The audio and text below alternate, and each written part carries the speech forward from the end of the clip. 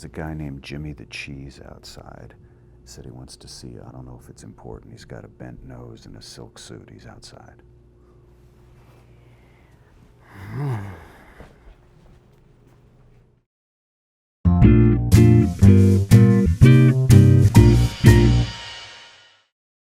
Eye on Sun Valley's Talk of the Town is brought to you by Sun Valley Associates, a tradition of expertise since 1962. And McLaughlin and Associates, Jim McLaughlin, architect, adding character to Sun Valley, one building at a time. Welcome back to Eye on Sun Valley's Talk of the Town. I'm Vernon Scott, and today I am here with my special guest, Mr. Charles Brandt, author, raconteur, scoundrel about town.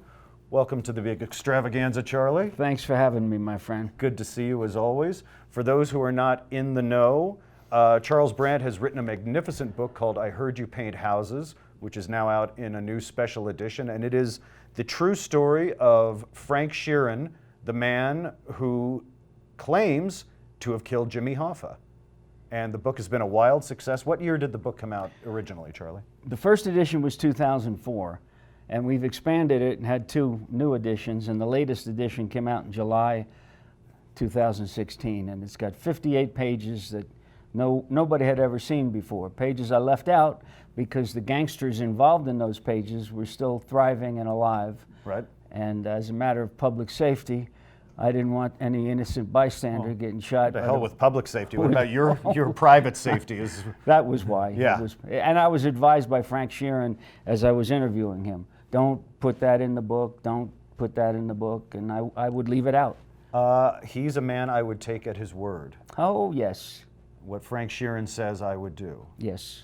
Before we talk about the film, because it's scheduled to be made into a major motion picture, directed by the great Martin Scorsese. But before we get into that, let's talk about the genesis of the book, how you got involved, how the information came to you, and what was the process of revealing the answer behind one of the great mysteries of the 20th century. What happened to Jimmy Hoffa? I'll try to give you a thumbnail of it, but I was a medical malpractice lawyer in Delaware, handling medical issues as a lawyer.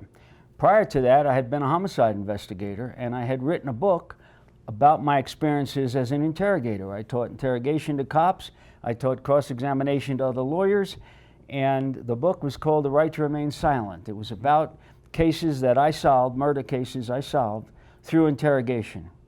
And Frank Sheeran was in prison. He was the #1 suspect in Jimmy Hoffa's disappearance. He had 32 years to serve. They went after him the way they went after Al Capone for tax evasion, to get him for whatever they could get him for, and they got him for labor racketeering. So I'm sitting in my office one day in Wilmington, Delaware, and I get a call from a member of the Philadelphia mob by the name of Franny McDonald. He was not Italian, so he wasn't a made man, but he was high up in that mob.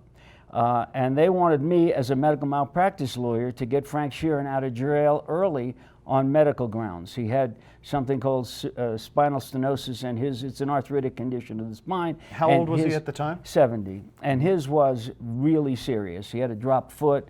The former head of the pagan motorcycle gang would wheel him around the prison. And I took the job, got him out of prison. He took me and my law office to lunch at a mob hangout called Vincenti's Italian Restaurant. And after the lunch, which was almost hilarious, it was my little staff and 8 guys named Rocco talking about how amazing it is that they're still alive, and talking about how much they hate the FBI. Well, afterwards, Frank Sheeran comes to me and says, you know, I'm tired of being written about in all the books on Hoffa. There were 6 books on Hoffa's disappearance, and Sheeran was pinned as being involved somehow. Nobody really knew how. And articles. He'd been profiled in the New York Times, profiled in Newsweek, and he said he was tired of it.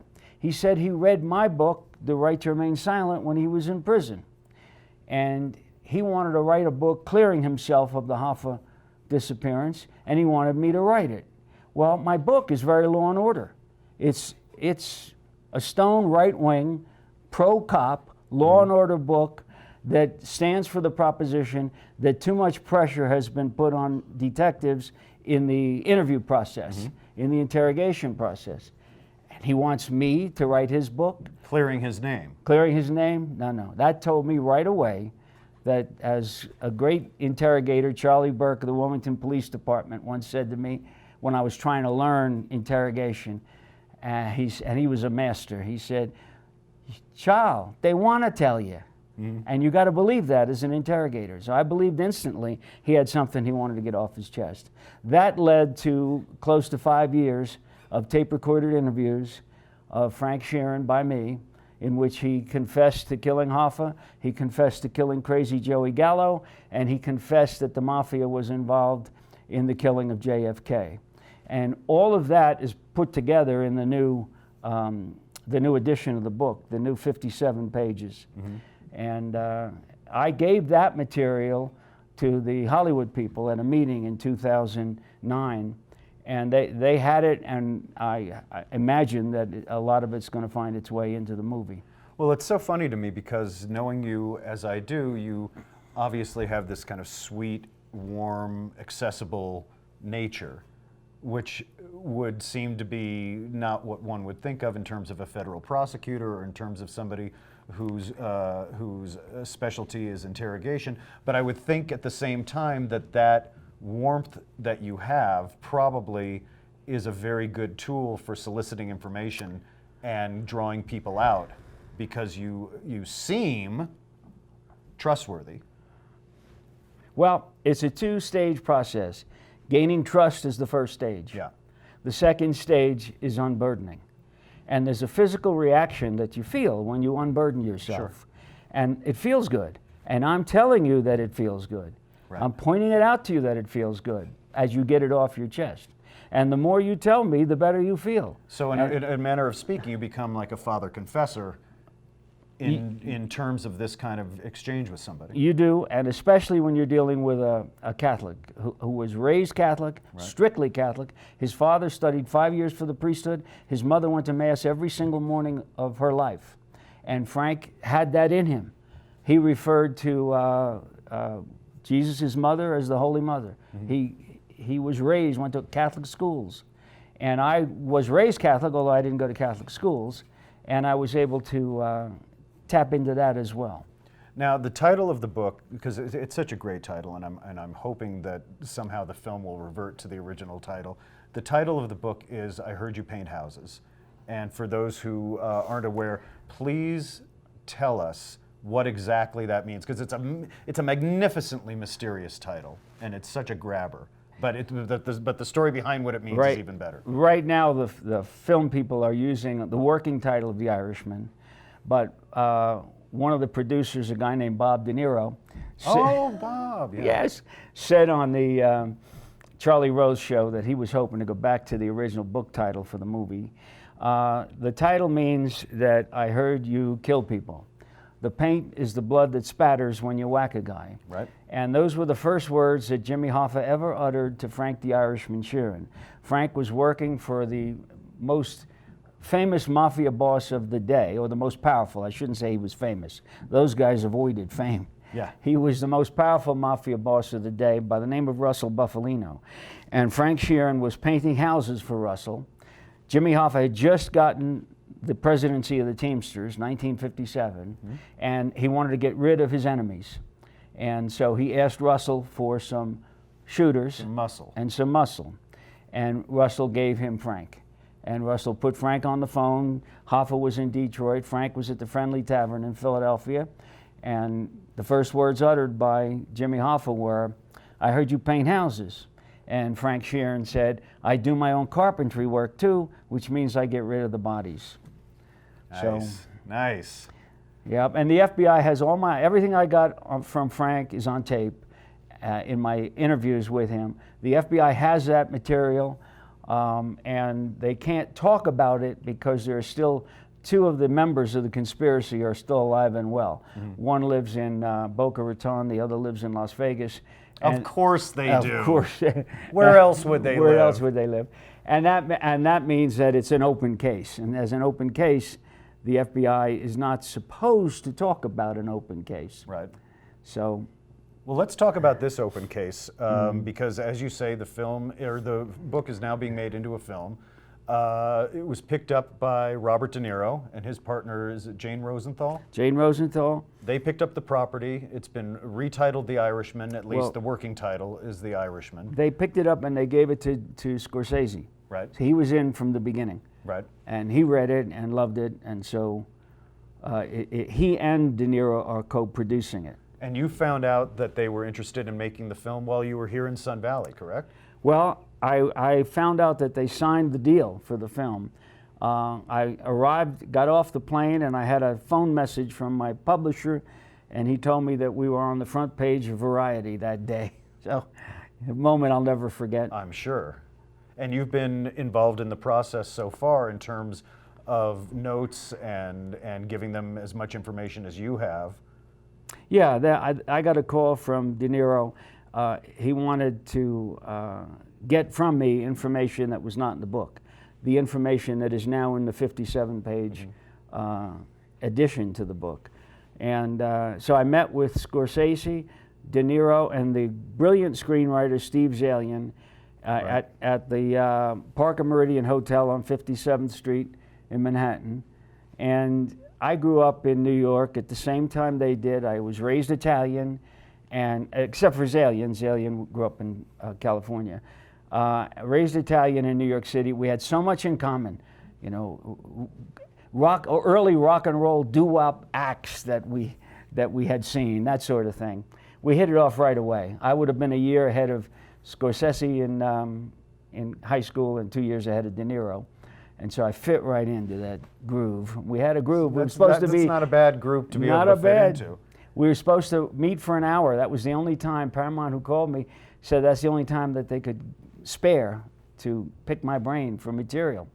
And I don't think they anticipated that I had so much that I left out of the book. Right. And so we had a lot of fun. And it lasted 4 hours instead of 1 hour. And can we talk about the rest of the cast in terms of who we know is in the film? Well, I actually know from looking at the Internet Movie Database, I'm not in the loop with these people. And I know that according to the Internet Movie Database, Bob De Niro is going to play Frank Sheeran. Now, Frank Sheeran was 6'4", and I would say De Niro is under 6 foot. Mm-hmm. And but they work around that. Sure. And it's a biography of Frank Sheeran, who was a pretty good Huckleberry Finn kind of guy till he went off to the war, and he was in General Patton's Killer Division, and he learned how to kill prisoners in the war as a member of the Killer Division. He was in the war. So he was well trained ultimately for his he was professional well-trained, career. Well trained, and as he put it to me, we didn't have stress back then. We didn't have stress disorder back then, right? You know. So, but he said you'd wake up in bed when you got home wondering what you were doing in a bed. Charlie, in talking to you about this, I have to ask, do you think Frank Sheeran, while you were conducting these interviews and while you were gathering information for the book, do you think he had any idea that someday it would be turned into a major film? No, I don't believe so. We kept, in the moment, we kept busy with what we were doing, and I didn't want to project too far in advance as to what might be happening with this material, other than I would take him to his lawyer's office, who would tell him that based on what you're telling me, you will be indicted, but I will do my best to keep you out of jail based on your health.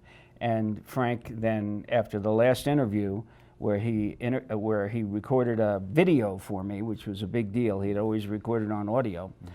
He recorded a video for me, standing behind everything he'd ever told me, and then he killed himself. He stopped eating, and no one could get him to eat a thing. Wow. So he obviously had bigger fish to fry than what size his trailer might be on the set one day. His desire was to go to heaven under the Catholic understanding of how you get there. Wow. Incredible. What an amazing story. My guest has been Charles Brandt, author of I Heard You Paint Houses, the true story of Frank Sheeran, the man who killed Jimmy Hoffa. And thanks to Charlie's ingenuity and perseverance and imagination, you've been able to solve one of the great mysteries of the 20th century that's hung over us since, when did Hoffa disappear?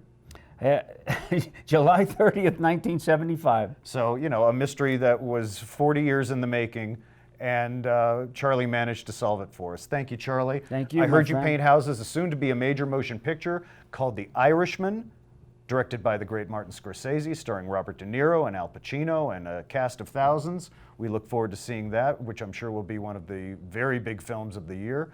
I'm Vernon Scott. Thank you for joining us on Eye on Sun Valley's Talk of the Town, and we will see you next time. Eye on Sun Valley, daily local news from beautiful Sun Valley, Idaho.